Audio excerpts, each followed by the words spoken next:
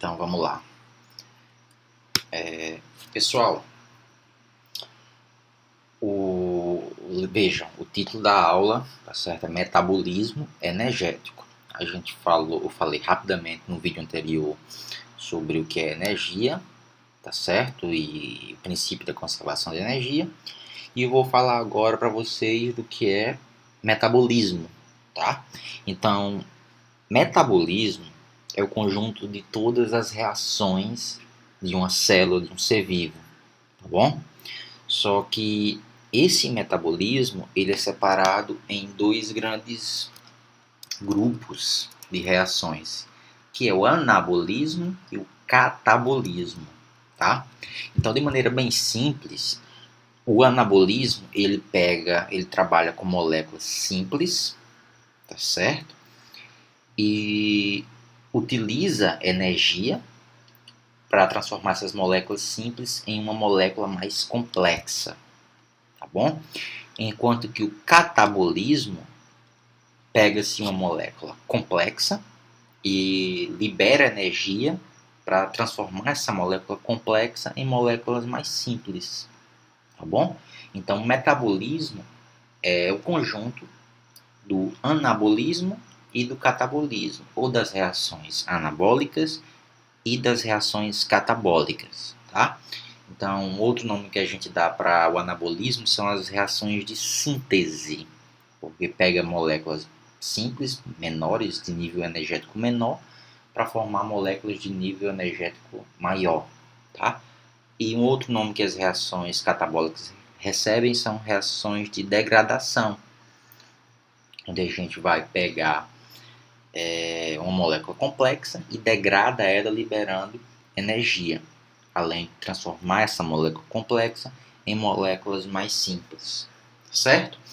Então, a gente vai estudar principalmente reações catabólicas, que é para produção de energia, tá? Mas que envolve também anabolismo, certo? Principalmente para sintetizar o nosso querido ATP, que a gente vai comentar daqui a pouco, tá certo? Então, a energia que nós consumimos na nossa alimentação, tá certo? Das moléculas orgânicas, principalmente carboidratos e lipídios, ela é utilizada para executar as nossas atividades metabólicas, certo? Então, a gente se alimenta de diversos tipos de nutrientes, diversos tipos de moléculas orgânicas, e quando a gente quebra essas moléculas, quando a gente degrada, a gente vai liberar energia que vai ser utilizada para a execução de reações anabólicas, tá? Então vamos lá. Um outro conceito que é muito importante da gente compreender é o de reações endergônicas e reações exergônicas, tá? Então, se a gente analisar esses gráficos, primeiro o A e depois o B, a gente observa o seguinte: no eixo Y a gente tem um nível de energia dos reagentes e dos produtos, tá? E no eixo X a gente tem o percurso da reação. Então observe que nesse primeiro momento aqui, em A, a gente vai ter o nível energético dos reagentes em um valor superior ao nível energético dos produtos. Ou seja, quando essa reação química aconteceu, quando eu transformei esses reagentes nesses produtos, tá certo? Para mostrar que houve essa diminuição, certo? Essa energia ela foi liberada, ela foi perdida no sistema, principalmente na forma de calor, tá certo? Mas observe que nesse primeiro caso aqui, a energia dos produtos ela é menor do que a energia dos reagentes. E isso é explicado porque a energia ela foi liberada. Esse sistema aqui, nessas reações químicas, a gente tem o que a gente conhece como reação exergônica. Reações exergônicas são aquelas que liberam energia, tá certo? Já as reações endergônicas são aquelas reações que precisam absorver energia para acontecer, tá? Então, em B, a gente tem um exemplo de reação endergônica. Observe que a energia potencial química contida nos reagentes ela é menor do que a energia potencial química contida nos produtos. Para ter essa elevação desse ponto para esse, o sistema precisou consumir energia, certo? Então, essa energia ela precisou ser fornecida para ter a conversão de reagentes e produtos. E o nome disso, certo? Dessas reações são reações endergônicas. Então, um exemplo de reação endergônica que a gente vai ver na outra semana, tá certo? É a fotossíntese, que vai fixar o gás carbônico junto com a água e energia consumida em moléculas orgânicas, tá? Para eu transformar gás carbônico e água em glicose, eu preciso fornecer energia ao sistema, e essa energia ela vai vir a partir do sol, tá? Por outro lado, a oxidação da glicose, que é isso daqui que a gente vai ver agora, certo? Ela libera energia nesse processo de oxidação, tá? E o nome desse processo catabólico certo? São reações exergônicas. Fechou? Então, vocês já devem ter ouvido falar em outros momentos sobre o ATP, né? Que é o que a gente conhece como a moeda energética da célula. Tá? Eu estava brincando e chamei de Bitcoin celular. Bitcoin é aquela moeda, criptomoeda, mas no caso do ATP, o ATP, a nossa moeda energética que permite o fornecimento de energia para todo o funcionamento celular, tá certo? É obtida a partir da quebra do ATP. Então, o ATP, essa moléculazinha aqui, chamada de adenosina trifosfato ou trifosfato de adenosina, tá? Observe que o ATP ele é formado por um açúcar do tipo ribose. Lembram da aula de carboidratos? Certo? É uma pentosezinha. 1, 2, 3, 4, 5 carbonos. Ligado a essa pentose, essa ribose, a gente vai ter uma base nitrogenada do tipo adenina, tá? E ligado ao carbono 5 da pentose, a gente vai ter 3 grupos fosfato, certo? Um grupo fosfato, 2 grupos fosfato, 3 grupos fosfato. Então, isso aqui é conhecido como trifosfato de adenosina, ou adenosina trifosfato, certo? Em inglês é adenosina trifosfato. Quando essa molécula ela é hidrolisada, certo? A energia que é liberada dessa oxidação, dessa quebra, ela vai ser utilizada para realizar trabalho celular, tá bom? Então, a gente vai ver que a oxidação da glicose é uma reação exergônica, na verdade, é uma série de reações exergônicas que liberam energia que é captada para produzir ATP, tá? E aí esse ATP, por sua vez, ele é catabolizado e essa energia é liberada para o anabolismo celular, tá bom?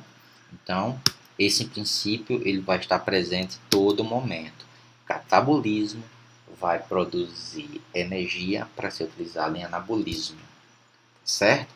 Reações exergônicas liberam energia e parte dessa energia é aproveitada, certo? Para a execução de reações endergônicas que necessitam de energia, certo? E aí uma curiosidade para você é o seguinte: o estoque de ATP de uma única célula é da ordem de 1 bilhão de moléculas. E esse 1 bilhão de moléculas de ATP por célula, ele é todo gasto entre 2 a 3 minutos, certo?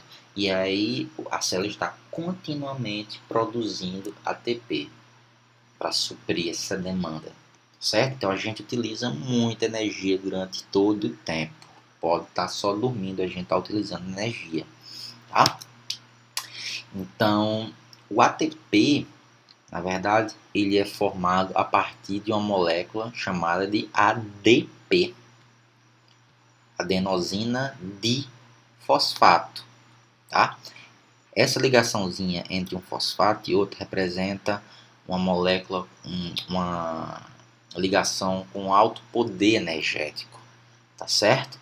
E aí a gente tem análogos ao ATP, que é o adenosina trifosfato, a gente tem adenosina difosfato, que são só duas moléculas fosfato ligadas, ou adenosina monofosfato, tá? Mas como é que funciona a liberação de energia do ATP? Basicamente é o seguinte: o ATP ela é a moeda, é a bateria carregada, digamos assim, como está mostrado nesse esquema, certo? Quando a célula, uma reação precisa de energia em específico, o ATP ele vai quebrar esse último fosfato aqui, vai ser hidrolisado e vai liberar energia que vai ser captada pelo sistema por uma enzima, certo? Por uma outra molécula, ou seja, vai ter a liberação de energia. E aí, quando isso acontece, esse ATP vira o ADP mais o fosfato inorgânico, tá bom? O fosfato inorgânico é o grupozinho fosfato que não está ligado a nenhuma outra molécula, certo? Orgânica, chama-se fosfato inorgânico. E aí, quando a gente utiliza esse ATP, ó, a bateria está morta. Só que essa bateria é uma bateria recarregável. Para eu recarregar essa bateria de ADP, é simplesmente fornecer energia ao sistema novamente, certo? Ou seja, a partir de reações catabólicas, como a gente vai ver, e aí regenera a bateria, beleza? A quebra de ATP libera por mol de ATP 7,3 quilocalorias. Da mesma forma, para eu juntar ADP e fosfato inorgânico nessa ligaçãozinha aqui, eu preciso fornecer 7,3 quilocalorias por mol de ATP, tá certo? Então, aqui a gente está tendo uma reação exergônica, que eu estou hidrolisando, estou catabolizando o ATP, liberando energia, e aqui eu estou tendo uma reação anabólica, tá? Então, quando a gente estiver estudando a respiração celular, a oxidação da glicose, que são compostas por vários tipos de reações químicas diferentes, todas catalisadas por enzimas, a gente vai estar falando de catabolismo, oxidação, liberação de energia, que por sua vez é utilizada para sintetizar ATP a partir de ADP e fosfato inorgânico. Tá? E aí esse ATP, galera, utiliza energia para tudo no mundo, certo? Perdão, a célula utiliza esse ATP como energia para fazer tudo que ela precisa, tá? Então, a célula precisa de energia para produzir calor quando a gente está com frio, para manter nossa temperatura interna, para manter o potencial elétrico nas membranas, como no neurônio. Lembra que utiliza a bomba de sódio e potássio, que é um tipo de transporte ativo. Se é transporte ativo, gasta energia. Transporte ativo primário. Olha aqui o ATP atingindo nesse ponto, certo? Por meio do transporte ativo de membranas. Movimento celular, síntese de substância, seja qual for, tá certo? Para sintetizar proteína, para sintetizar fosfolipídio, para sintetizar DNA, tudo a gente precisa de energia. E essa energia, de certa forma, tá certo? Ela vem do Sol. Então, isso aqui é um grande resumo de todas as aulas de metabolismo energético que a gente vai ver essa semana e na próxima, tá? A energia do Sol ela é captada por meio de organismos autotróficos, plantas, algas unicelulares fotossintetizantes, cianobactérias, tá? E isso aqui seria então o anabolismo. E aí essas reações anabólicas, certo? Elas são muito importantes porque essa minha letra com esforço aqui, anabólicas, tá?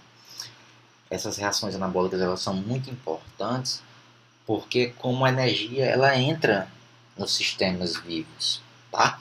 E aí por meio da cadeia alimentar, por meio da transferência energética ao longo dos elos das cadeias, essa energia ela vai ser transmitida para outros seres vivos e por meio do metabolismo catabólico ou catabolismo, essa energia ela vai ser mais uma vez liberada para produzir ATP. E aí esse ATP ele vai fornecer energia para tudo isso aqui que eu já mencionei.